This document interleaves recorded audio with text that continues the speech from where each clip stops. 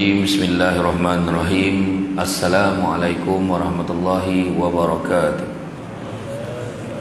Alhamdulillahillazi arsala rasulahu bil huda wa dinil haqqi liyuzhirahu 'ala dini kullihi walau karihal kafirun walau karihal musyrikun walau karihal muslimun. Subhanaka la ilma lana illa ma 'allamtana innaka antal alimul hakim. Rabbi shrah li sadri wa yassir li amri wa hlul 'uqdatam min lisani yafqahu qawli. Alhamdulillah, syukur kepada Allah Subhanahu wa taala, segala puji bagi Allah Tuhan sekalian alam. Salat dan salam ke atas junjungan besar Nabi Muhammad sallallahu alaihi wasallam. Masih banyak diucapkan kepada tuan pengurusi acara, tuan imam yang bahagia, tuan pengurusi masjid, barisan imam, barisannya tuan kuasa penggerak aktiviti masjid, pemimpin tempatan di semua peringkat yang berkesempatan hadir, datuk-datuk, ratin-ratin, tuan-tuan dan puan-puan yang dirahmati Allah sekalian. Alhamdulillah, hari ini, malam ini dapat kita bersama-sama berada di dalam majlis ilmu yang mana Nabi sebut barang siapa yang mengikuti jalan-jalan ke majlis ilmu, maka Allah akan anugerahkan kepadanya jalan-jalan ke syurga. Dan malam ini kita berceritakan tentang pengorbanan yang dikorbankan.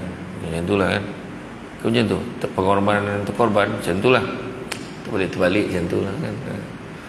Yang bersempena dengan Hari Raya Aidil Adha kan? Aidil Adha yang akan berlangsung tak lama lagi. Kadang orang buat korban, dia pun buat korban kan? Tapi kadang terkorban yang nak dia buat korban tu, pahala pun tak ada kadang-kadang kan. Jadi memanglah tuan-tuan dan puan-puan sekalian ya, kalau ikutkan setiap tahun, kalau tengok nak-nak pula yang belah-belah selatan ni, dia punya sambutan kepada Aidil Adha tu, dia punya tanggapan dia tu beza dengan Aidilfitri. Sedangkan Aidil Adha ni tak kurang orang kata pentingnya sambutan tu kan? Menyambut tu, meraihkannya tu tak kurang pentingnya dengan Aidilfitri. Itu sebab kita sebut dua perayaan yang besar dalam umat Islam kan? Jadi ibadah korban ni merupakan ibadah yang sangat dianjurkan dalam Islam dan merupakan sunnah yang sentiasa dilakukan oleh Nabi Muhammad sallallahu alaihi wasallam, yang mana kalau kita tengok, korban ini merupakan satu amalan untuk mengampirkan diri kita kepada Allah Subhanahu wa taala dengan cara menyembelih binatang korban dan kemudiannya diagih-agihkan ya? Diagih-agihkan kepada fakir miskin ya? Dan orang-orang yang memerlukan, golongan asnaf, yang mana kita sembelih pada 10 Zulhijjah dan 3 hari selepasnya, iaitu hari-hari tasyrik, dengan niat mendekatkan diri kepada Allah, dengan niat dan bukannya saja-saja sembelih nak bagi mati binatang tu ya? Tapi dengan niat menghampirkan diri kepada Allah. Kalau tengok takrifan korban ni macam-macam, yang tu yang kita faham. Pada setengah orang letakkan kepala kambing, kepala lembu tu hantar ke dukun tu pun korban juga kan? Dia mempersembahkan. Syaratnya kalau kau nak berubek ni, bawa kepala kambing sini, ada tu korban. Tu ada juga. Begitu juga maksud korban ini adalah pemberian kesanggupan melakukan sesuatu atas kebaktian dan kasih sayang. Biarlah aku berkorban kan, macam Piramli kan, anakku Sazali tu kan, macam tu. Dan sanggup buat apa juga untuk anak tu, berkorban dia, biarlah dia susah, biar apa janji anak dia kan. Macam itulah. Macam seorang ayah kan, bekerja teruk pagi sampai ke malam demi untuk kelangsungan kehidupan keluarga ni, pun korban juga. Begitu juga orang yang menanggung penderitaan akibat sesuatu perbuatan, dia menjadi korban dalam hal ni contohnya kan. Begitu juga berlakunya kemalangan, malapetaka yang menyebabkan kematian, itu juga dipanggil korban. Berapa ramai yang terkorban katakan, 18 orang yang terkorban dalam nahas itu contoh. Jadi itu juga merupakan definisi kepada perkataan korban. Dan jenis korban, ada korban sunat yang ada korban sunat, sunat muakkad, sunat dituntut bagi orang yang berkemampuan. Begitu juga satu lagi korban nazar wajib. Dia kata kalaulah dia sudi kahwin dengan aku tumbang seekor lembu. Dia kata macam itulah kan.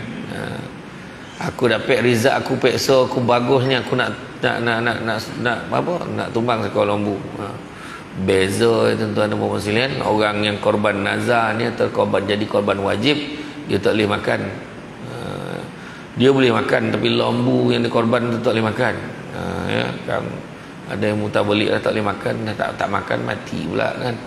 Maknanya lembu yang dia niatkan tu kan. Dan kelebihan melaksanakan ibadah korban ini, kita kena faham seperti mana dalam hadis yang diriwayatkan oleh At-Tirmizi, Ibnu Majah dan Hakim, tidak ada amalan yang dilakukan oleh anak Adam pada hari raya korban yang lebih disukai Allah melainkan menumpahkan darah, yakni menyembelih binatang korban. Sesungguhnya binatang korban itu akan datang pada hari kiamat bersama dengan tanduk, kuku dan bulunya, dan Allah memberi pahala ibadah korban itu sebelum darah binatang korban itu jatuh ke bumi. Oleh itu elokkanlah korban kamu sebelum sampai cocah lagi darah itu ke tanah, dah sampai pahala dah ke Allah Ta'ala. Tu pentingnya niat kita kan? Penting niat kita. Ada orang tu sebabnya kadang-kadang ada orang tu boleh dengar je harga satu bahagian korban pun dah emosi dah. Berapa? 850. Gila betul masjid ni.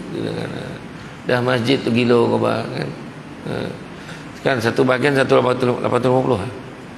Berapa? 900. Sini 900. Jangan main sebab masjid dia naik tangga.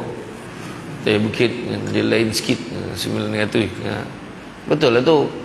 Sekali dengan kos pengurusannya lagi kadang-kadang kan, macam-macam. Plastik nak plastik yang bagus-bagus. Kan baru hantar dah bocor cicil daging tu hal pula kan. Iya, mana ada barang murah sekarang. Semua mahal tuan-tuan kan. Koncing pun kena bayar RM2 kilo tu kayak lumpur. Ada satu toilet tu koncing RM2. Tengok apa? Koncing keluar apa mata koncing tu. RM2 tak pening pun, tapi sah bersih tuan-tuan, boleh baring kan? Dalil ibadah korban, dalam ibadah korban kita lihat yang pertama ni dalam surah Al-Kautsar, Allah Ta'ala beritahu, inna a'tainakal kautsar fasalli lirabbika wanhar. Sesungguhnya kami, yakni Allah telah memberikan kurniaan kebajikan yang banyak. Fasalli lirabbika wanhar. Oleh itu dirikanlah salat dan sembelihlah. Dirikanlah salat kerana Tuhanmu dan sembelihlah binatang korbanmu. Kerana apa? Sebagai ibadah dan mensyukuri nikmat Tuhanmu.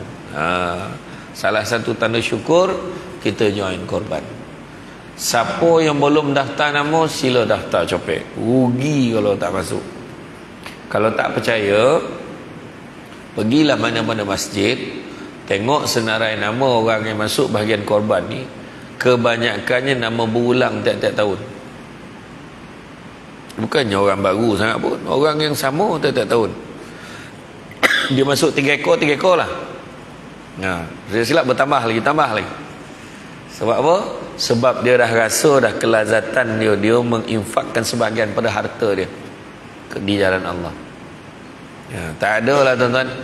Hei, aku tak nak lagi dah masuk korban ni, mahal gila. Tak ada orang cakap macam tu. Macam orang pergi umrah lah, mana cakap tak ingin aku pergi umrah lagi dah. Tak ada orang cakap macam tu. Paling kuat pun dia marah kat ustaz yang bawa dia tu. Aku cari orang lain dan lepas nak pergi, tapi dia cari orang lain, contohlah kan, aku tak nak lah pergi dengan travel ni, aku pergi dengan travel ni. Itulah paling kurang. Tapi tak ada yang tak ingin aku pergi lagi dah, panas ramai orang, tak terdaya lah, biarlah aku duduk Malaysia ni. Tak ada orang cakap macam tu. Kalau ada orang cakap tu tolong beritahu. Senang saya masuk dan senarai ceramah gitu. Ada seorang apa kat Melaka tu. Tak ada. Semua orang happy kan, semua orang happy. Macam tu juga menginfakkan sebahagian. Orang yang dah rasa kelazatan mengeluarkan duitnya berbelanja di jalan Allah, dia akan faham maksud dia. Ada satu hamba Allah tu, setiap kali orang datang ke masjid, satu masjid di Johor tu, semua penceramah luar tu dia suruh bawa ke rumah dia. Sebab dia dah siapkan satu rumah dia tu, ada bilik dekat luar tu, dia buatkan cantik-cantik macam hotel secara percuma untuk penceramah-penceramah yang datang. Dia buat, tak ada bayar apa, lagi selesa daripada hotel. Memang cantik betul dia buat bilik tu, selesa, TV lah, apalah. Salah kita duduk dalam tu kan lama benar. Dan sebab nak pergi ceramah kan. Ada orang tu dia buat. Kenapa dia buat macam tu? Dia tak charge bayaran, kenapa? Sebab dia dah rasa kelazatan dia kan. Macam tu lah. Hamba Allah tu, dia boleh keluarkan duit dia. Dia beli tanah dengan harga 5 juta. Lepas tu dia infakkan, dia niat, dia wakafkan untuk ayah dia, untuk mak dia. Lepas tu dia teringat, alang-alang tu dia beli satu tanah lagi 6.5 juta. Kan, dia niat wakaf untuk diri dia pula. Dekat tanah yang pertama yang 5 juta tadi, kos pembinaan masjid tu 50 juta. Untuk yang dia tadi, masjid tu dia bina 100 juta. Dah lah bina 1 juta, siap satu petak. Kalau dia mati besok dia dah pesan ke orang kat situ tanam. Macam kita ada ni, dia siap reserve tanah kat satu dalam masjid, satu petak. Dia meninggal besok tanam situ, dia kata. Kita pengurusi khairat kematian pun tak booking lubang kubur. Macam tu lah kan. Dia siap reserve, tuan-tuan kan. Bukan cakap orang, tuan-tuan, termasuk diri sendiri dia pun tak buat macam tu. Hebat tak hebat, tuan-tuan ya. Tu yang Nabi kata, orang yang paling cerdik adalah orang yang sadar dia akan mati dan bersedia dengan kematiannya. Kan? Dalam surah Al-Ma'idah ayat yang ke-27 Allah Ta'ala berfirman, yang bermaksud, dan bacakanlah ke atas mereka itu berkenaan berita dua anak Adam dengan kebenaran ketika mana keduanya melaksanakan ibadah korban, lalu diterima korban salah seorang dan tidak diterima korban yang satu lagi. Qabil berkata, nescaya aku akan membunuh kamu, sesungguhnya Allah hanya menerima dari kalangan orang-orang yang bertakwa. Makna paling mustahak sekali apa? Paling mustahak sekali, macam kita beli handphone lah kan. Beli handphone, benda pertama sekali yang kita akan tonyoh adalah setting. Volume macam mana, dia punya ringtone macam mana. Dan benda ni kita tak usik hari-hari. Hari pertama tiba-tiba tengok problem pula, kelabu skrin ni, kita perbetulkan balik skrin tu, kita betulkan balik setting dia. Macam tu juga dia. Paling penting sekali niat. Niat tu paling mustahak. Sesungguhnya daging dan darah itu sama sekali tidak sampai kepada Allah. Yang sampai hanyalah keikhlasan amal soleh dan juga ketakwaannya kepada Allah. Tu yang sampai. Kan?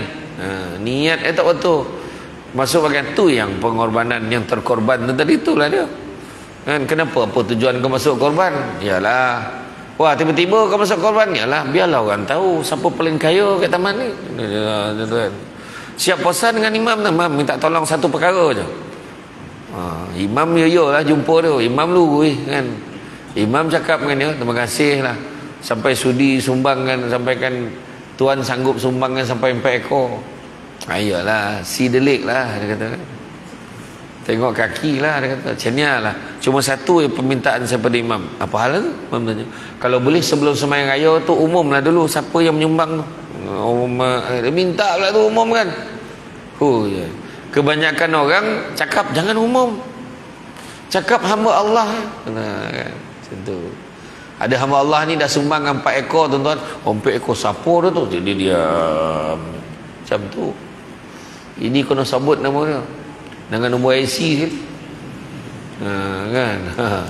Ada satu tu kalau kita tengoklah macam sumbangan kan, sumbangan bantuan untuk mangsa banjir tu kan.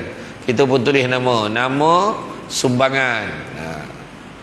Tapi ramai yang tulis hamba Allah, tapi masalah yang hamba Allah tu mesti singgit. Tu masalah, singgit dia hamba Allah. Singgit dia hamba Allah. Kalau yang banyak nama, nombor IC siap dengan alamat nak dapat pelepasan cukai. Macam itulah kan. Kemudian dalam surah Al-Hajj ayat ke-36 Allah berfirman, dan kami jadikan unta yang dihadiahkan kepada fakir miskin Mekah itu sebahagian daripada syiar agama Allah untuk kamu. Pada menyembelih unta yang tersebut ada kebaikan bagi kamu, oleh itu sebutlah nama Allah semasa menyembelihnya. Ketika ia berdiri di atas 3 kakinya, maka apabila dia tumbang serta putus nyawanya, makanlah sebahagian daripadanya dan berilah bahagian yang lain kepada orang yang tidak meminta dan yang meminta. Demikianlah kami mudahkan dia untuk kamu menguasainya dan menyembelihnya supaya kamu bersyukur. Kan? Jadi seboleh bagilah ke orang yang meminta dan tidak meminta. Ada orang miskin yang minta, ada orang miskin yang tak minta pun. Dia sebenarnya macam tu dah sampai bahagian kek dia. Kan? Itu sebabnya beza akikah dan juga korban. Akikah ni, daging akikah kita disunatkan bagi kek orang dalam keadaan dah siap masak. Masak manih, jangan podeh bona walaupun sekampung tu orang Negeri Sembilan. Kan? Walaupun dia sekampung tu orang Melaka kan. masak manis supaya semua orang boleh makan macam tu. Tapi daging korban pula disunatkan lebih baik kita bagi dalam bentuk mentah supaya orang yang meminta dan tidak meminta tadi dia boleh jualkan ke, dia nak jual dapat hasil ataupun dia nak makan sendiri, dua-dua boleh. Macam itulah tuan-tuan. Saya pergi Kemboja 3 tahun berturut-turut. Saya tengok tu sebabnya kalau ada orang nak menyumbang ke luar negara pun boleh, tak ada masalah. Sebaik-baiknya tolong saudara mara sendiri dulu. Kan? Tapi saudara mara sendiri rasa dah confirm dah bertolong, dah ditolong, ataupun dalam kampung, rasa taman perumahan kampung-kampung kita ni insya-Allah tak ada yang tertinggal. Melainkan memang dia diam, dia duduk dalam payur kan. Dia duduk dalam payur, dalam air tu betul tak keluar-keluar. Tu lainlah, tak payah tolong tu. Kan? Dia biasanya terlubuk mana pun, corok mana pun kita boleh cari. Kalau kita tahu maklumat, dah dimaklumkan, kita akan hantar daging sampai kat dia. Kebiasaan macam tu. Orang masjid akan ambil kira. Tapi tuan-tuan di luar negara tu memang susah betul. Macam yang dibuat oleh Yayasan Budi Ihsan Malaysia tu kan, yang saya join dia orang itu. Ya Allah Akbar, rupa-rupanya dekat Chad, Mali, Kongo tu, macam kita nak bagi daging korban tu hari ni, nak bagi hari ni pukul 10 pagi kan. Mulai 10 pagi nak bagi, malam tadi tengah malam dah beratur banyak. Tengah malam tadi dah beratur. Kita pun tak ada macam tu tuan-tuan. Kita ni berobot-robot bahagian. Sekarang sampai busuk daging tu dalam peti ais tak bermakan. Berobot bukan main lagi. Di Kemboja lebih kurang lah. Di Kemboja pun sama. Pernah sekali tu kita sumbangan, dia setiap kampung alhamdulillah setiap tahun ramai orang pergi ke Kemboja. Dia ada satu kampung tu kita bagi sumbangan, masa tu grup saya yang pergi tu kita bagi 100 ekor lembu. 100 ekor lembu dalam kampung tu. Tetapi hari pertama, kedua, ketiga dah selesai dah. Lebih kurang 95 ekor, yang lagi 5 ekor dia tinggal hari last day yang waktu kita datang daripada Malaysia ni. Grup ni datang untuk join sama, sembelih dan lapar. Kemudian di packing-packing, ditimbang. Budak kampung tu bawa naik motor, hantar. Bawa beras sikit, bawa duit sikit, bawa daging tu tadi, hantar ke rumah dia orang. Dia orang punya menangis lah tuan-tuan dan puan-puan. Dia polok gitu. Ya Allah, dia polok, dia cium. Macamlah kita yang beli lembu tu sekor. Tapi kita bagi punya susah tuan-tuan. Dia polok kita tu bau, jangan cakap lah kan. Mencakap betul tu orang ni, mak bau kau macam tu lah kan. Anak dia yang kalau yang darjah 1, darjah 2, dia yang telanjang lagi tuan-tuan. Masa tu sebelum PKP kita bagi kan. Memang ya Allah miskin betul. Bayangkan rumah ya Allah, rumah. Saya ingat dusun kita punya pondok kayak dusun tu lagi lawa lah pada rumah tu. Jarang-jarang dinding. Yang jarang-jarang dinding tu 7 anak. Macam mana kaedah atau salah tanya tuan-tuan. Tapi macam tu lah. Itu belum cerita lagi kan, peti ais tak ada. Daging tu disimpan mana? Disidainya dekat tiang-tiang tu, dijemurnya. Kalau hujan orang angkat kain, yang angkat daging kan. Dia keringkan, dia buat sup berkali-kali sampai tinggal tulang pun dia ulang buat sup sampai dah tak elok lah. Macam tu lah dia orang makan daging. Dan kebetulan nak keluar negara tak ada masalah, boleh masuk, tak ada masalah. Tapi memang betul dah lah miskin. Bukan miskin duit, miskin agama pun dia juga. Pemahaman dia kan. Ada yang Melayu campak ni, ada yang cam 5, ada yang cam 7. Cam 5 macam kita semayang 5 kali sehari. Cam 7 semayang sekali sehari, 7 kali seminggu. Tu cam 7 nama. Ada. Itu yang penting tu. Tu yang kadang-kadang yang negara Kemboja nak mengajar agama ni, dia hantar anak-anak yang umur 5-6 tahun tu, dia hantar belajar kat pondok kat Malaysia. Bila dah umur 17-18 tahun, balik semula Kemboja supaya boleh mengajar budak-budak kat sana. Kesian tuan-tuan. Tengok susah, memang susah betul. Kita tengok kita susah.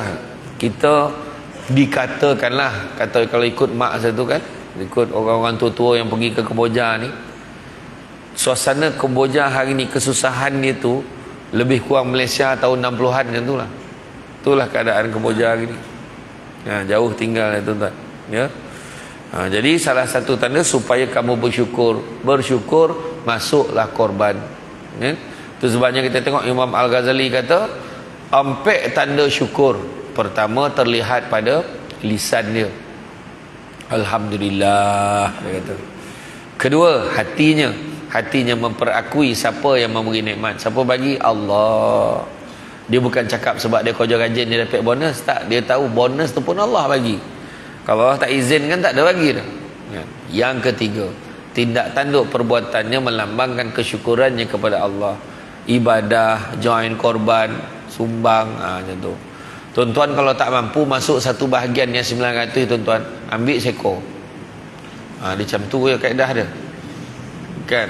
Tak mampu seekor, tukar binatang tu, ambil unta, lebih besar sikit daripada tu. Maksudnya kalau mampu masuklah. Tak mampu seekor, ambil satu bahagian. Tak mampu satu bahagian, datang masjid. Bajet-bajet pegang kaki je. Kaki lembu tu tumbangkan dia. Kau tu pun tak boleh. Kau duduk kau tonong mata lembu tu. Contohlah kau tak boleh benar lah kan. Tak ya boleh. Tak apalah, pergilah tolong ni lapah-lapah daging tu. Tak ya boleh. Tak boleh lapah daging. Tolong timbang-timbangkan daging tu. Tak mahu nak timbang daging tu. Tak apalah. Pergilah naik motor, hantarkan daging tu ke rumah-rumah orang yang layak menerima. Pergi hantar. Tak mampu juga, kau beratur ambil daging kau berambus balik rumah kau. Payah benar. Suruh. Payah betul tuan-tuan kan. Suruh ni pun payah kan. Itu pun kalau tak datang pun orang sampai kat rumah kan. Meminta dan tidak meminta tadi. Kan? Kemudian kalau kita tengok dalil daripada korban, hadis korban riwayat Ad-Dailami, kita tengok Nabi sebut, gemukkanlah haiwan-haiwan korban kalian, kerana sungguh haiwan itu adalah kenderaan kalian saat melewati sirat, titian sirat kelak kan. Jadi makna kata pilih yang terbaik binatang korban kan. Yang tempang-tempang kan, cari yang elok ya. Macam mana nak cari elok? Tengok muka lembu tu sama, bukan tengok rupa dia kan, keadaan fizikal dia tu elok kan. Begitu juga kita tengok juga bagaimana dalam hadis korban riwayat Ahmad dan Ibnu Majah, sabda Rasulullah SAW daripada Abu Hurairah radhiyallahu anhu, Rasulullah SAW telah bersabda, barang siapa yang mempunyai kemampuan, mempunyai kelapangan, yakni mampu untuk join korban, tetapi tidak melakukan korban, maka janganlah dia menghampiri tempat solat kami. Mana mustahak penekanan Nabi buat tu kan. Manakala mereka yang berpandangan bahawa amalan korban adalah satu amalan sunnah adalah berpandukan hadis Nabi, aku diperintahkan melakukan korban dan korban itu adalah sunnah bagi kamu kan. Hadis riwayat At-Tirmizi. Dalam hadis yang lain Rasulullah SAW menyatakan maksudnya diwajibkan ke atasku supaya berkorban dan tidak diwajibkan ke atas kamu. Hadis riwayat Daraqutni. Maknanya bagilah kalau boleh tuan-tuan dan puan-puan sekalian. Buat, rugi kita tak buat kan.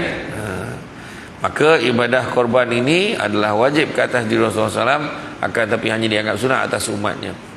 Begitu juga hadis korban riwayat Al-Hakim, yang mana Nabi Muhammad SAW memerintahkan anak perempuan baginda Fatimah datang semasa sesi penyembelihan binatang korban, kerana bila darah pertama binatang tersebut jatuh ke bumi, Allah memberi pengampunan pada dosa-dosanya yang telah lalu ya.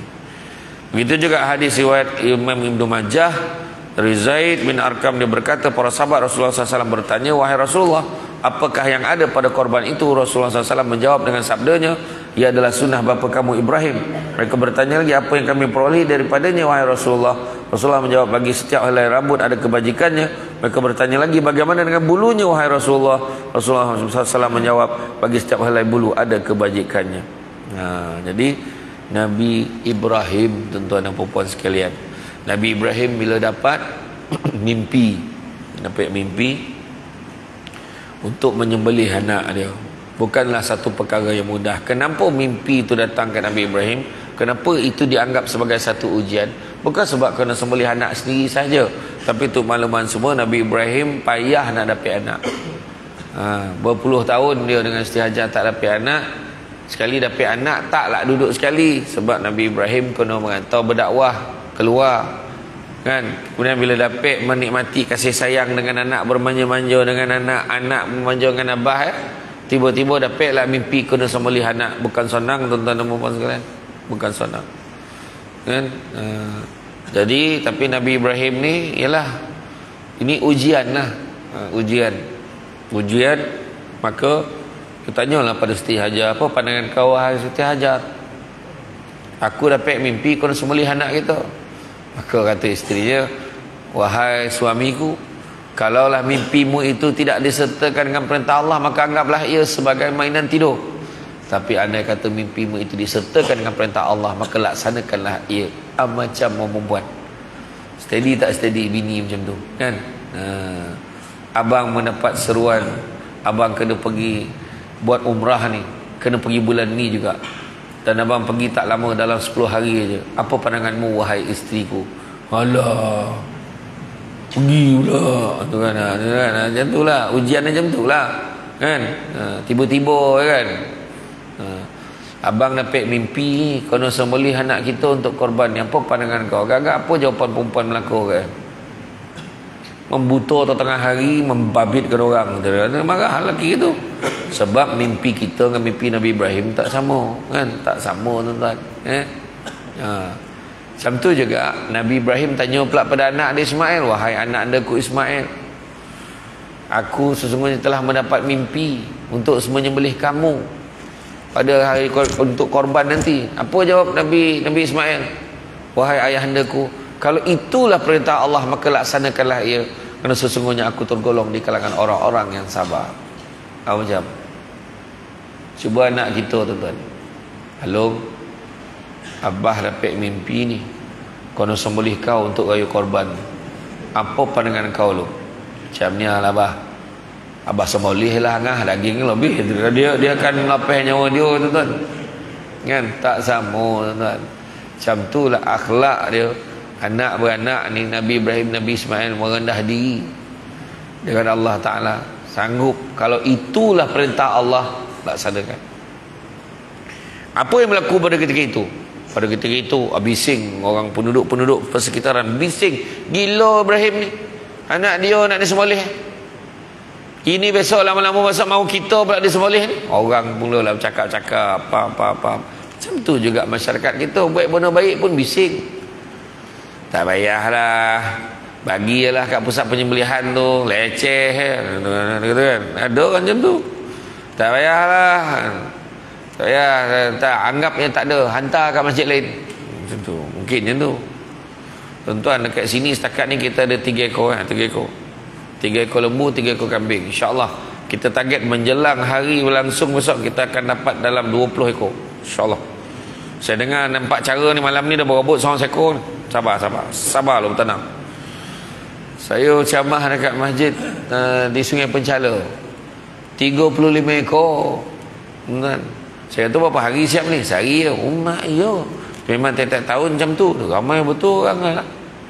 Memang profesional lah kan. Agak lah itu kan. Saya kat Jenderal Hilir gitu.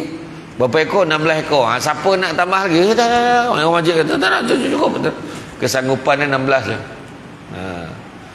Jadi itulah dia kan, yang boleh masuk-masuk lah tuan-tuan. Belum pernah lagi sedekah ni memiskinkan orang. Buat lah tuan-tuan. Saya dah rasa keluarkan duit kan, niat nak sedekah, licin duit dalam beg. Yang masuk tu padan muka aku. Cakap handa-wana dalam ceramah, sedekah tak miskinkan orang. Benda tu berlaku kat saya. Ni saya share. Memang bercakap senang tuan-tuan. Bercakap senang. Nak buat tu. Tapi bila kita dah buat, alhamdulillah. Jangan kita tak buat. Saya cerita ni berdasarkan pengalaman saya dengan mak saya, dengan adik saya. Kita orang pergi Mekah, pergi buat umrah. Masa tu saya biasalah kan, adalah orang taja-taja saya pergi umrah.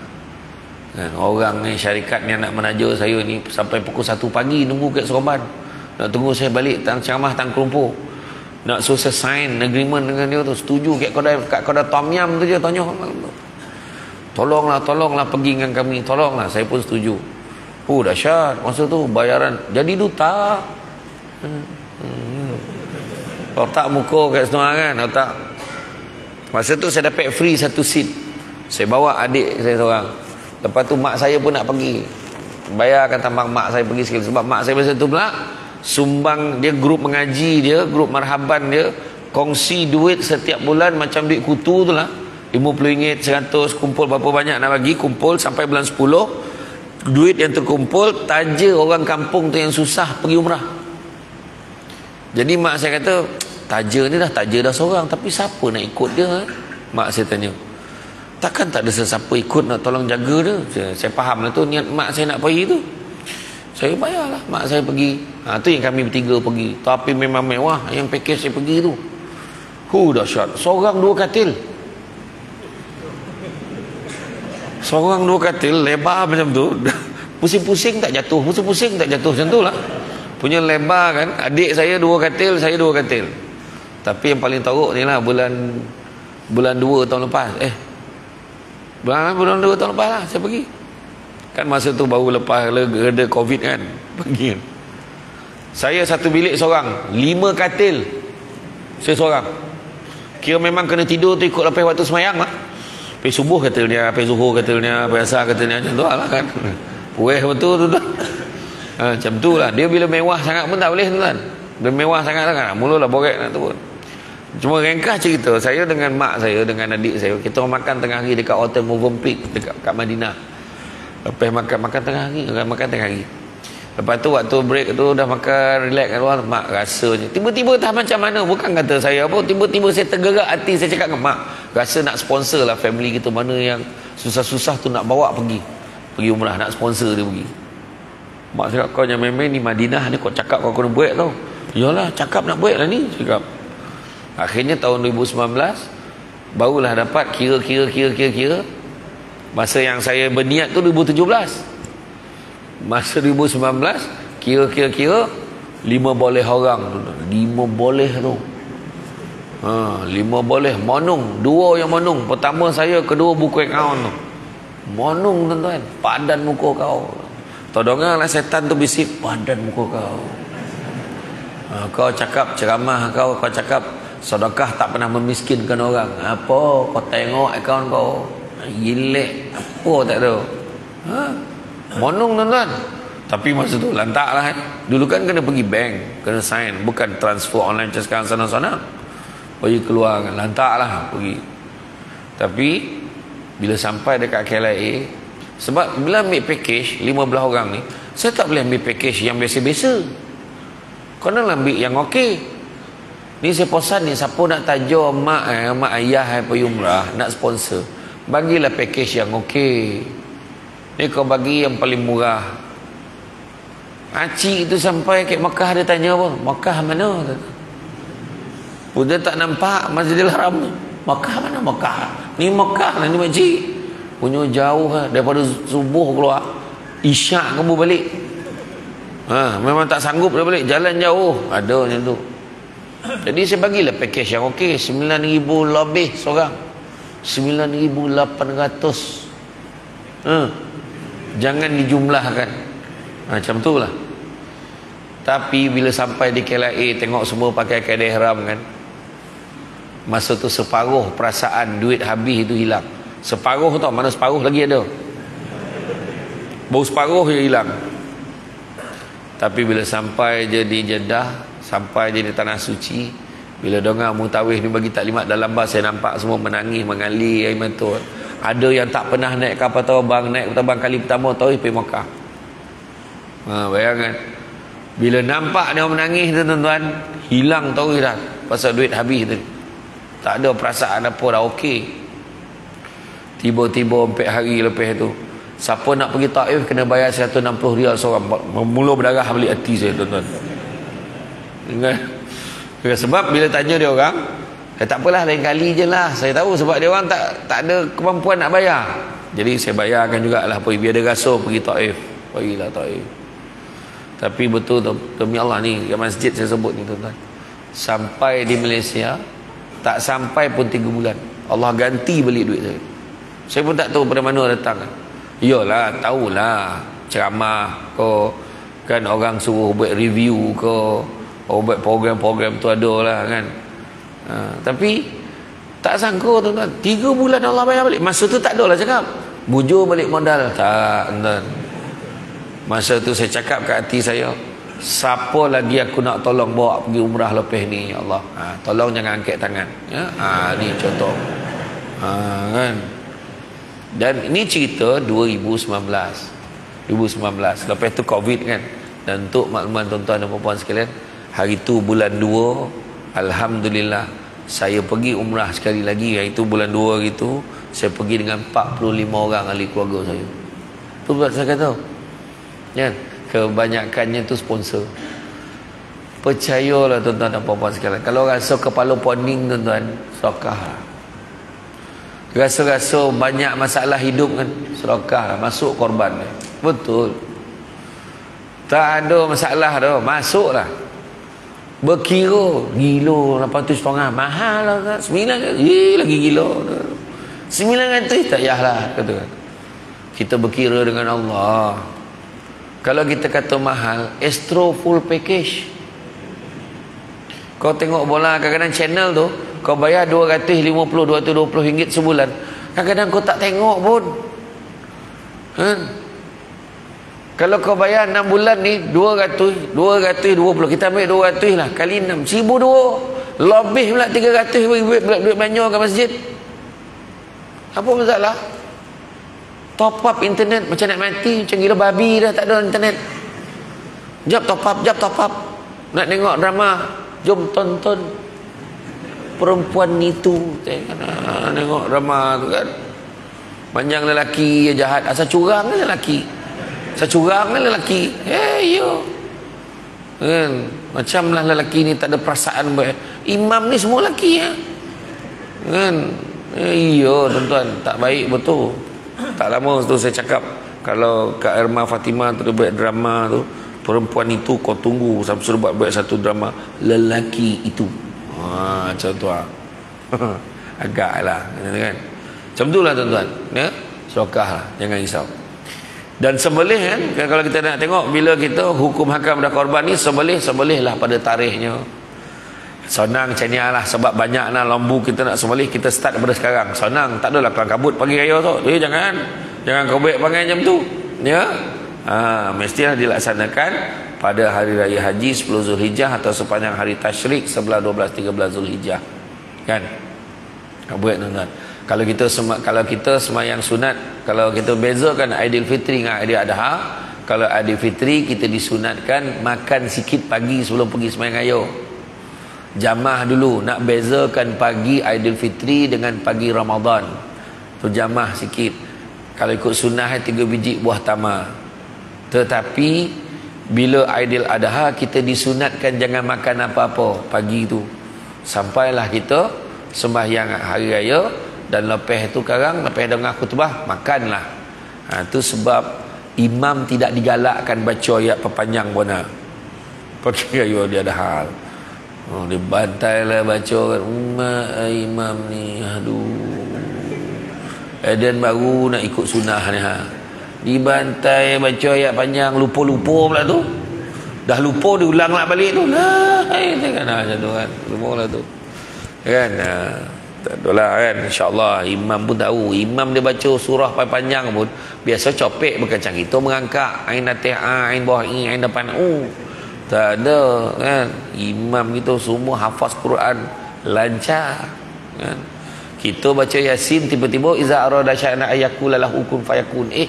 Baru Yasin ni kan, langkau banyak betul ya dah. Kita gambar terlupa macam mana menterdarah hayati, isi perut lembu semua ditarah kan. Macam mana tak terlupa. Cikedi semua boleh makan. Budak-budak tahfiz ni kalau ikutkan mana boleh makan, mana-mana yang bukan organ dalam tu, mana boleh makan. Kita yang tua tu yang pokat apa payah nak ingat Ustaz apa tak, semua bono ditolan lah. Kan. Dah tu yang sadap kan. Baik sana. Kan nak hafal Quran macam tu lah tuan-tuan. Boleh tak? Boleh kata. Saya pergi ke pesantren di Jawa Barat itu di Indonesia. Dia kata boleh, dia kata Ustaz. Bagi 2 tahun ke 3 tahun boleh dia kata. Duduk kat sana. Seronok duduk kat pesantren tu. Saya seronok pergi Indonesia sebab apa? Sebab orang tak kenal saya tuan-tuan. Seronok turun kat Singapura berkonyak, wuih, Ustaz TikTok dia. Ustaz TikTok panggil aku. Sabarlah kan. Sampai dekat Indon tak ada, saya tak reti. Sebab Indonesia negara besar. Negara besar. Duduk pula dekat pesantren kat Jawa Barat tu, rupanya dekat pesantren tu ada 600 ke 800 pelajar, 30 daripadanya pelajar Malaysia. Dan dapat sumbangan banyak daripada konglomerat daripada Malaysia. Desain bangunannya pun desain mereka bentuk bangunan dekat Malaysia. Cantik. Memang cantik. Dia punya suasana macam bukit tinggi tu dengan pokok-pokok pine tu, lawa apa tu. HP-nya ni ambil pak, handphone pun tak boleh pegang. Tontoram jiwa tuan-tuan, tak ada handphone. Iya tuan-tuan, kita ni saya tengok nyawa handphone ni kan, paning kepala. Kadang bergaduh tu lelaki bini, sampai hati awak tak like post saya. Bergaduh tu, tak like post jadi hal. Tak faham kan. Tentulah tuan-tuan. Jadi kemudian sembelih haiwan yang terbaik dan sihat. Pilih haiwan yang terbaik. Korban terbaik adalah pada haiwan yang terbaik. Saya nak beli ni lah. Kau beli dekik ni ha. Beli dekik kawan ni ha. Kawan tu bukan Islam. Saya tak nak sebut lah bangsa apa kan. Murah lembu seko 1,500 yo. Apa tak dicuri ke orang. Ada hamba Allah ni dicuri daripada orang lain. Waktu orang sembahyang Jumaat, kek pilah ada satu kes kek pilah tu. Orang tengah sembahyang Jumaat dicuri, tahu dari apa? Dia enjet lembu tu, dilipet kaki masuk dalam wira. Dalam wira lembu tu. Lepas tu pengsan lembu tu masuk dalam wira, sumbek sampai dekat tampek dia keluarkan balik dah soda-soda. Macam tu lah, huru lembu tu bangun. Apa tak dia lipet tuan-tuan. Nak cari murah boleh kat sini amu tak. Korban bagi yang terbaik. Yang terbaik, sedekah ni bagi yang terbaik. Macam kita lah bagi jiran tetangga kita, bagi masakan kan, bagi yang terbaik. Assalamualaikum. Dah kita pandai masak tu, dia spaghetti dia. Itu kan masak tu, itu lotak-lotak ya. Pemalih punya masak berbondo dia asam pedas daging tetel. Coba betul. Makasih lah, saya memang suka asam pedas ni, sedap sangat ni. Mihun Singapura okey lah kan. Salamak cili api ni, rondang itik dengan sayur maman, rondang maman. Baru betul kan. Buat yang terbaik. Dah tahu penceramah Samsul Debat jarang-jarang datang, bagilah masakan yang terbaik. Takat mihun berbando ni contoh lah, contoh kan, bukan mihun kan, tak kan, tak bukan, okey, macam itulah kan. Iya, jiran sebelah rumah tu bagi yang terbaik. Assalamualaikum kanap ni apa benda ni kuih lapis ya Allah, sampai seloyang kau bagi akak apa banyak bon. Bukan apa, kebetulan tak jadi bagi orang apa. Bagi yang elok bagi ni kan. Durian ni kebetulan ada berbuah lah dia balik kampung tu. Jenis apa ni, blackthorn kata kan. Blackthorn, kucing lolap lah, apa kucing tidur. Kucing lolap, kucing tidur. Lepas tu Kim Hong. Iya. Saya suka yang pahit sikit. Ambil lah tu sedang elok macam tu lah. Ya tuan-tuan. Ke kampung Batu Kikir, arwah atuk saya kampung arwah abah saya lah kan. Sepupu saya pergi lah tunggu durian tu. Tunggu durian, memang durian kampung sedap lah kan. Bin dia dengar pukul 3 pagi tu. Bin pukul 5 pagi. Banyak bin. Keluar lepas subuh tu dah siap lungguk durian tu. Domam dia balik Soman. Amin. Saya cakap arwah atuk tolong susun untuk kau tu. Saya kata kan. Mana kau nak azan tu kau tak ya jalannya kan. Jadi korban terbaik adalah haiwan yang terbaik. Haiwan korban perlu sempurna dan tidak boleh ada sebarang kecacatan, termasuklah tanduk patah ya. Kemudian haiwan ternakan sampai umur sembelihan kan. Umur di mana saiz haiwan berkenaan sesuai dijadikan korban lalu diagihkan. Kemudian membahagikan daging korban secara adil. Bila tak adil itu yang jadi itu kan, pengorbanan yang terkorban tadi bagi secara adil. Satu lagi orang yang melapah tu, bin pam zrap Tolak belakang apa hal? Kan, itu semua tu kena jaga. Jangan tamak, itu satu. Yang kedua, jangan sombong. Minta maaf lah setakat 3 ekor tak mencabar tu, kita orang biasa 7 ekor. Habislah. Nak belagak-belagak apa pasal? Minta maaf lah, kita orang binatang-binatang Malaysia ni kita dah biasa sangat lah. Kita orang sekarang tahun ni korban 5 ekor unta. Dia punya belagak tu. Habislah. Kan? Belagak lah. Tu belum cerita yang seorang lagi tu. Dia sekejap ambil gambar je. Dia ambil gambar, lepas tu dia post. Sesungguhnya daging dan darah tidak sama sekali sampai kepada Allah. Okay. Gambar dia macam yang pegang daging. Allah mak jobo pula. Jobo ni macam ni sebenarnya belagak lah kan. Konten. Ada orang macam tu konten. Alhamdulillah masuk dalam, alhamdulillah berjaya juga sumbangkan 5 ekor lembu pada kampung ini. La ilaha illallah, kenapa kau ni? Kan? Itulah dia. Kemudian niatkanlah kerana Allah Subhanahu wa taala, bukannya niat nak berlumba-lumba, nak berlawan-lawan siapa lagi handal. Tidak. Kan? Macam tu. Sekarang ni lupa orang nak niat kerana Allah. Saya baru ceramah 2 hari lepas, saya ceramah di Putrajaya kan. Alangkah ruginya bila orang tu bekerja, benda baik yang dia buat bagi servis pada masyarakat, bekerja 30 tahun, bekerja berkhidmat untuk orang ramai, bagi kebaikan pada orang ramai, kerja tekun 85 sehari, kadang-kadang balik malam, tapi terlupa niat kerana Allah. Allah rugi kan. Macam tu juga ni pengajaran ni. Tu yang saya baca satu buku tu, Hidup dengan Bismillah. Kadang-kadang kita bismillah kita sebut, dia jadi prosedur je. Bismillahirrahmanirrahim kan. Bismillahirrahmanirrahim Ustaz Enjin kata, tapi dia terlupa niat dengan nama Allah, terlupa. Dia cuba macam I love you tu, tahu jawab ya, tapi dalam hati sayang pun tak sampai dah. Itulah yang berlaku pada Emir dan Khalish dalam perempuan itu. Saya tak tengok dah orang share dan TikTok kan. Bila melafazkan kata tu tapi hati tak rasa, payahlah kan. Itu sebab bila kita somoleh tu kan, somoleh lembu tu, Allahu Akbar, Allahu Akbar, Allahu Akbar, nak memuji Allah tu, kau tak ingat Allah juga tak tahulah kan. Macam tu lah lillahi ta'ala. Macam tu juga orang menikah pun lupa niatkan Allah, benda baik tu. Tu sebab baru 2-3 tahun dah bercerai. Yang seorang tu 3 bulan cerai tu kan, 3 bulan cerai. Paling pecah rekod di Terengganu satu kes hari ni. Tak ada yang terbaru kan, baca tak semalam? Baru akad nikah, dia baru nak baca lafaz taklik tu kan, nak baca ikrar taklik tu, baru nak baca, todongan pula keluarga perempuan, hantaran tak cukup 1,000, dicorai hantar lah 3 kes tu. Tercabar kat keluarga lelaki tu kan, nampak tak iya betul.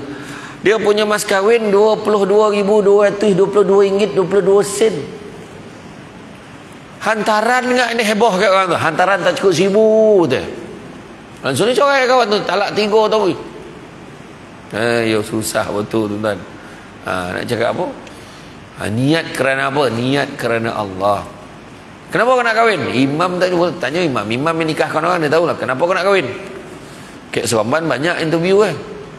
Kalau imam tu ada seorang tu, aku nikahkan kau dengan mas kahwin tunai. Budak tu pandang muka imam, lepas tu dia angguk je. Kalau kau ngangguk macam ni sampai besok kau tak nikah ni tu. Pasal kau tak jawab gitu. Dah imam tak honjut gitu. Dia kata dia tunggu imam honjut tangan tu baru dia jawab. Siapa ngajar kau? Ada tak dalam rukun nikah tu honjut baru jawab? Ada tak? Tak ada kan. Tu semua tu main ikut-ikut dongang cakap Pak Long Pak Saudara tu. Imam dulu honjut kan dia suruh honjut. Dia tak honjut. Senyap tu dia angguk tu. Tak rapek dah. Kan? Yang apa dia tanya macam-macam sampai berpuluh lah budak tu. Iya, tanya berapa banyak Imam kalau nikah kawan, tanya berapa banyak. Sila pilih sampul yang mana. Bayangkan. Kalau pilih sampul kategori akidah lah, ilallah mati budak tu berpuluh. Kan sila rujuk kepada slide tu. Ada slide kan. Dia tanya kenapa kau nak nikah dik? Cuba cerita. Kenapa nak nikah? Mak bising. Sudah. Masa bila mak tak bising? Nak mak Melaka memang bising. Bila kau nak kahwin? Bila kau nak kahwin? Sampai tua lah. Sampai tua lah tak kahwin. Bila kau nak kahwin? Sudahnya bila kahwin, bila nak beranak? Bising lagi. Dah beranak laki anak kau, bila nak dapat anak perempuan? Dapat anak perempuan, beranak kau jaga kau. Salah pula beranak tu. Yang seorang tu kenapa kau nak kahwin? Kawan-kawan habis semua kahwin dah, tinggal saya yang belum kahwin. Yang seorang kenapa kau nak kahwin? Umur dah banyak dah. Bila lagi nak kahwin? Yang seorang tu kenapa nak kahwin? Kau orang tengok budak perempuan tu lagi tahu. Susah nak jumpa. Kenapa kau nak kahwin? Mam, insya-Allah saya nak kahwin ni kerana Allah. Biasanya yang jawab kahwin kerana Allah ni biasanya lelaki yang dah kahwin. Tu kena faham. Sebab tu jawapan yang dia ada tuan-tuan dan puan kan. Jawapan lain dia tak berani bagi.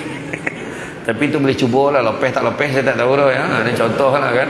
Lepeh tak lepeh. Tak ada jaminan lah tuan-tuan ya. Macam tu. Niat dia memang kerana Allah, bukan kerana nak menunjuk-nunjuk. Kalau tidak habislah, terkorbanlah pahalanya. Menunjuk-nunjuk hidup kita ni, jangan nunjuk-nunjuk tuan-tuan, tak ada point. Tak ada point. Kan? Satu lagi, jangan mengungkit. Masjid ni tahu tu tiap-tiap tahun tak pernah aku tak bagi. Wah, ayat kan. Jangan macam tu. Jangan. Macam orang perempuan lah. Marah-marah ngungkit, marah-marah ngungkit. Aduh. Macam-macam terdarah macam-macam. Hari-hari masakan. Nampak semua cerita. Abang sakit belakang macam nak mati benar dia. Saya yang picit kan. Malaikat padam tu. Pahala picit tadi padam. Saya masak untuk abang hari-hari. Padam pahala hari-hari. Saya lahirkan 7 anak untuk abang. Habis padam pahala beranak. Lagi rugi. Cuba tengok orang lelaki. Mana dia nak ungkit? Sebab dia tak tahu nak ungkit apa. Apa pula aku nak ungkit ni tu. Kan? Tapi tak payahlah, baik tak payah. Muflis pahala. Buat apa? Kan? Dah bagi senyap-senyap lah. Kan 7 golongan yang mendapat naungan Allah tu. Pemimpin yang adil. Orang muda yang menyibukkan diri beribadah pada Allah. Orang yang hatinya terpaut pada masjid. Orang berkasih sayang bertemu kerana Allah, berpisah kerana Allah. Orang yang diajak berzina oleh perempuan yang cantik dan kaya, tapi dia tolaknya kerana takut kepada Allah. Kan? Bukan makna perempuan buruk dan miskin boleh. Kalau dah kaya dan lawa pun dia tak nak, yang buruk lagi tak selera. Macam itulah kan. Yang keenam, tangan yang memberi sumbangan tanpa pengetahuan tangan kiri dia. Makna menyembunyikan sumbangannya. Itu paling baik sekali. Habis yang tunjuk-tunjuk tu tak elok lah. Tak semua Ada orang dia tunjuk tu dengan niat supaya orang lain ikut dia. Tu dibenarkan. Kan? Baik, tak ada masalah. Jadi kan, ini semua konten ni. Mana kau tahu dalam hati dia? Kan? Dan yang ketujuh, orang yang basah pipinya air mata ketika duduk bersendirian menghadap Allah Subhanahu Wa Taala. Tadi tu yang keenam tu. Bagi tu kalau boleh sembunyikan. Rahsiakan sumbangannya. Kan? Dia bagi, dia pas kat orang ni. Orang ni ada hamba Allah ni bagi. Macam tu. Bagilah daripada sumber yang baik. Duit rompakan bank 10 tahun dulu. Dia bagi, saya niat ambil korban memang. Jangan buat-buat kan. Ya. Main nombor pula, dia mimpi pula. Dia burak dengan masa tengah parking motor tu, dia tanya kawan-kawan. Kau anak kau berapa orang lah? 3 orang. Kau 4 orang. Kau belum ada rezeki lagi. Kau 5 orang. 3405. Kono pula tu. Kono. Dah kono tu dia belanja lah JK Masjid. Wang hajar tu. Aduh. Siapakah yang patut berkorban? Orang Islam dan juga orang yang berkemampuan dari segi harta. Apakah kelebihan-kelebihan kita menyertai ibadah korban ni? Pertama, berkongsi rezeki dan nikmat Allah. Berkorban didik kita, rezeki adalah pemberian Allah, maka ajar kita tidak sombong dengan hasil titik peluh kita, maka kita kongsikan dengan orang lain. Jangan risau. Kalau kita yakin dengan Allah, maka sudah tentu kita yakin dengan ayat Allah. La in syakartum la azidannakum wa la in kafartum inna azabi lasyadid. Kan, kalau kamu bersyukur, aku akan lipat gandakan lagi. Tapi kalau kamu kufur, kamu tidak syukur, maka azabku amatlah pedih. Kedua, didik diri kita untuk jauhkan diri dari harta. Daging korban lebih afdal sedekah pada orang fakir miskin. Didik kita agar tidak mementingkan diri, supaya kita jauhkan diri pada harta. Jangan terlampau sayang dengan harta kita, kan? Jangan terlampau sayang dengan harta sampai masuk habis roput karat. Kereta lama, kereta baru berapa lama baru 5 tahun dah ada orang buat kereta kita jadi teksi. Belah standard kereta aku teksi je, kan? Nak buat macam mana, kan? Kita belagak-belagak rumah kita besar. Dulu Melaka ni, masa saya duduk belajar masa dekat UiTM dekat London dulu, London Lalu Gajah Melaka, lendu. Saya round dekat bandar Lalu Gajah tu, pergi air Pak Beh, Tambun Naning, semua tengok kan. Ya Allah, banyak rumah besar-besar sebiji-sebiji. Hui, aku kalau ada duit besok aku nak beli. Sebab rumah Melaka ni kan dia paling, dia walaupun rumah kayu cantik, dia punya laman bersih. Tuan-tuan tahu tak kenapa sejarah rumah Melaka ni bersih depan rumah? Sebab dulu zaman Portugis dulu dia memang ada tukang penyapu. Lah, tak tahu lah. Dia tiap-tiap pagi orang Portugis tu ada satu pandangan. Datuk Sulaiman lah, Datuk Sulaiman Ali dulu dia cakap dengan saya, memang dia datang dia bawa penyapu, dia akan kotuk, dia akan dondol lah orang yang tak bersih laman dia. Yang kata maklum saya pula, memang dia bawa senapang betul. Siapa rumah yang tak bersih ditembak itu sampai sekarang. Laman orang Melaka bersih-bersih. Tu saya kata lawa betul rumah ni, aku ada duit so aku nak buat rumah macam ni. Hari ni orang peduli pun tak rumah tu. Sebab apa? Dah berlambak dah rumah yang lawa-lawa, kan? Tengok dekat keliling ni Masjid Saidina Ali ni, dulu mana bukan mana ada macam ni jalan dia. Dahsyat sekarang. Saya tengok kereta api tu separuh punya dahsyat. Separuh saya kata, yang kereta api yang apa tu, yang kat atas tu. Sampai situ je. Kan? Tak tahu lah dia nak on the way tu, nak siap kan tu. Itu kalau tak betul-betul tu terombang semua tu jalan kan. Macam tak lah kan.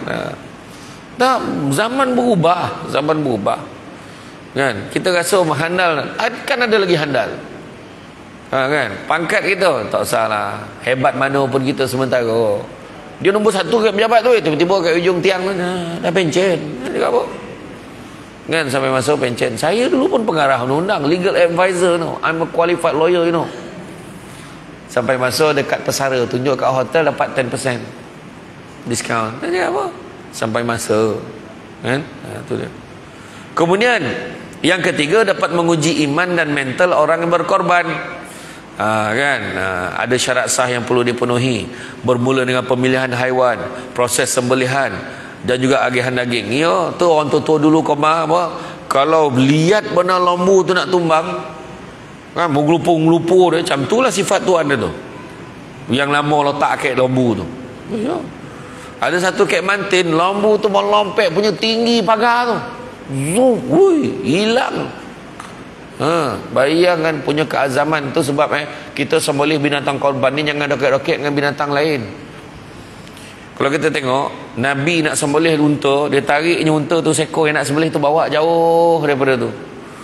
Kemudian dia tepuk Nabi tepuk, bila unta tu pandang tu paling zap sekali, pisau kalau tajam, zap tumbang sekor. Macam tu kita sembelih depan member-member, depan member lembu tu, bukan member kita. Macam mana tak mengelupur lembu yang lain tu? Kan, sembelih ayamnya tengok dia asah pisau depan korban. Macam mana tak huru-hara ayam dalam tu? Tu lah dia kan. Rupa sampai macam tu sekali Islam ajar. Tengok Nabi, tengok adab Nabi nak sembelih pun macam mana, kan? Macam tu lah. Semua ni nak menguji iman dan kesabaran orang. Bukan senang lembu ni, payah dah tumbang togak dia balik, kan? Kita tumbang ni mop dia menyepak berapa orang yang kena tu, pecah tolur orang tu lah, pecah. Iyo tuan-tuan, jangan main-main tu. Sebab kena pandai hati-hati tu. Kita nampak binatang tu macam tu, tapi dia nampak binatang tu slow, tapi kaki menendang kuat. Jangan main-main. Macam saya pergi ni lah, pergi ke Bukit Merah kan, tengok orang hutan tu. Orang hutan Rupanya orang hutan yang umur 6 ke 7 tahun tu, dia punya kekuatannya adalah 4 ke 5 orang dewasa, kekuatan seekor tu. Tu dia tanya, siapa nak MC 3 hari? Kenapa lah? Bagi dia lampang kau sekali lah. Sabarlah kau. Itu lampang bukan apa tu, pengsan pun tu. Ya, kan. Orang hutan tu saya tahu, rupa-rupa yang betina sama macam manusia, semua sama. Datang period semua sama. Orang hutan pun pandai period tu. Allah Ta'ala bagi beza 98% dia sama macam manusia, 2% dia tak sama, dia tak boleh cakap, dia tak boleh ni. Lepas tu dengan fizikal bulu dia tu lah. Raman tu kan, Raman tu rupa, kalau tak faham lah Raman, kan, tu yang beza. Kemudian membudayakan syiar Islam dalam masyarakat. Berkorban sunnah yang sentiasa dilaksanakan baginda Nabi. Pelaksanaan korban setiap tahun secara tidak langsung menghidupkan Islam, budaya hidup Islam, kan, masuk korban. Dan kemudian merapatkan silaturahim di kalangan orang Islam. Dia memerlukan tenaga yang ramai. Bayangkan nampak ya 3 ekor, tapi berapa orang yang kena uruskan? Kalau lah ramai yang uruskan, copek lah habis. Bayangkanlah yang 35 ekor tadi boleh selesai sehari, mana berapa ramai tolong tu?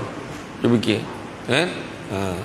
Sekarang ni yang jadi tak ramai ni bukan salah masjid, tak, sebab taman perumahan terlalu banyak. Lepas tu setiap taman perumahan tu sibuk nak buat surau agak.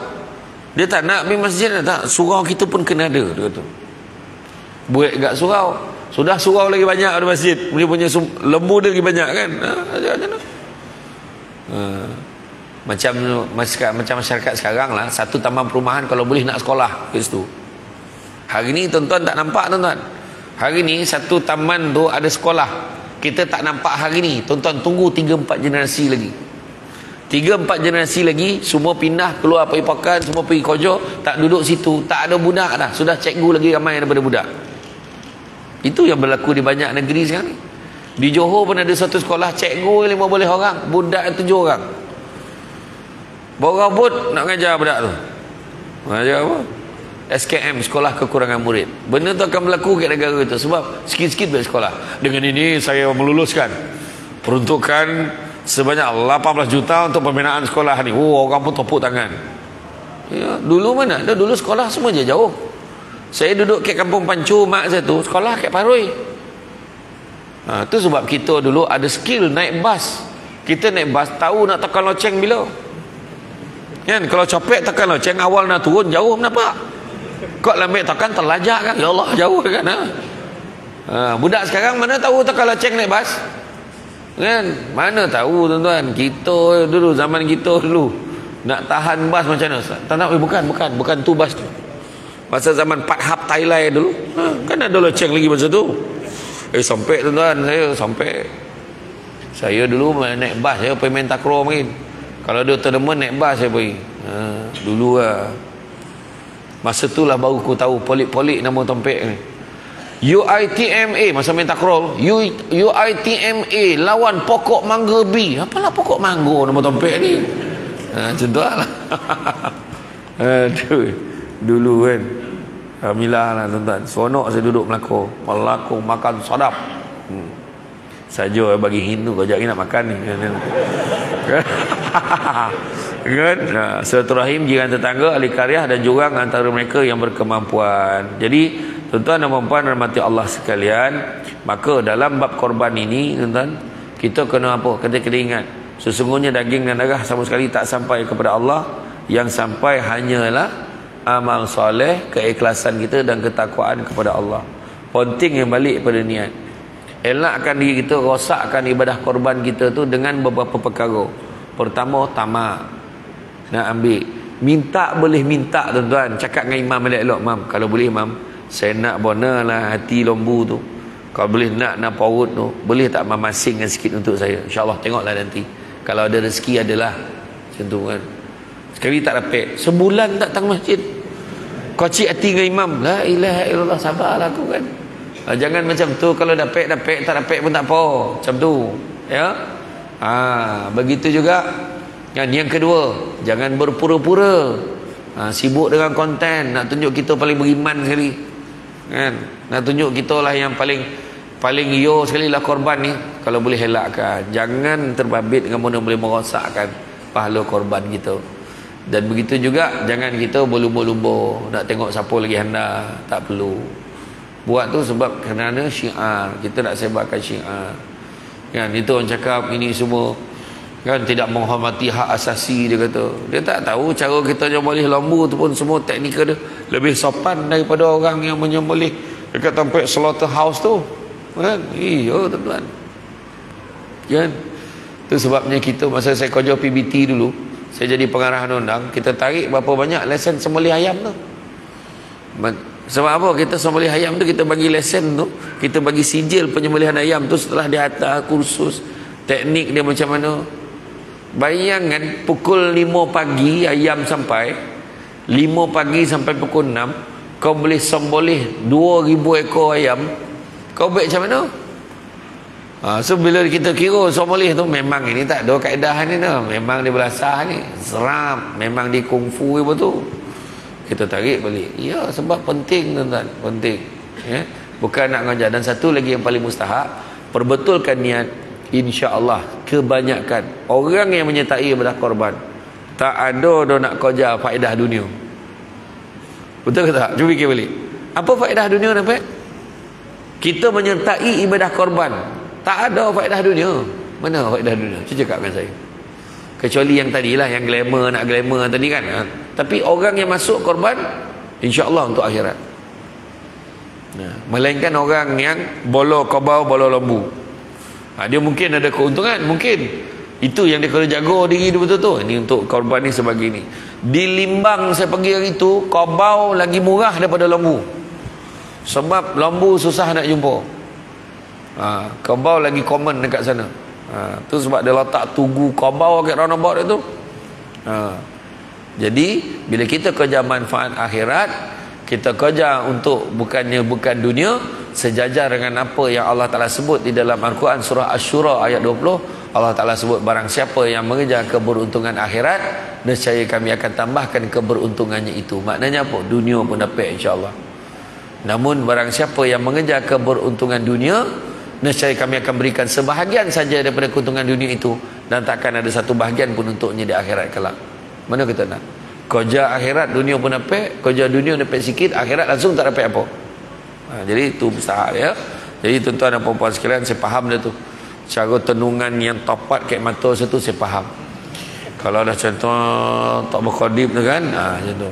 Kalau yang Chenia duduk tu step-step awal nak tidur tu, kan macam tu. Jadi apa pun dia ada satu doa hilang ngantuk tu. Kalau bercakap kat depan, kita baca doa tu, sogalah orang yang dengar tu. Pernah tak Ustaz Ustazah Hajar doa tu? Pernah tak? Tak pernah. Doa dia senang ni, wabil lahil taufik wal hidayah wassalamualaikum warahmatullahi wabarakatuh. Itu doa. Kalau baca tu togak tu dah habis kau, jaga dah tu. Tapi saya belum baca lagi doa tu. Sebab saya tengok elok sogar, saya tak baca lagi lah kan. Macam itulah gurau tuan-tuan. Ya, jadi mudah-mudahan jangan sampai kita berkorban tapi pahala kita apa benda baik yang ada dalam tu pun terkorban sama. Jangan ya. Mudah-mudahan perbetulkan niat kita. Inna a'malu bin niat. Sesungguhnya satu amal pekerjaan bermula dengan niat. Dan Nabi pernah sebut kan, tidak ada lagi penghijrahan selepas Fathu Makkah. Nabi kata yang ada cuma niat dan jihad. Niat yang baik dan perlaksanaan, penjihad nak melaksanakan, itulah yang ada pada hari ini. Maka kalau boleh join korban, joinlah tuan-tuan. Rugi kata join. Percaya cakap saya, rugi masuk. Dan jangan lupa Nabi pun pernah sebut sesungguhnya bala dan musibah tidak pernah mendahului sedekah. Salah satu sedekah kita korban lah. Ya. Jadi tuan-tuan dan puan-puan, itu saja daripada saya. Cantik dipandang rumah penghulu, kayu tu okey dari papan, alang-alang menuntut ilmu, sebutir pasir kembang kalah menjadi intan. Jadi sedikit makluman saya nak maklumkan, kalau tuan-tuan dan puan-puan ada masa nanti di luar sana, seperti biasa ada satu meja ajaib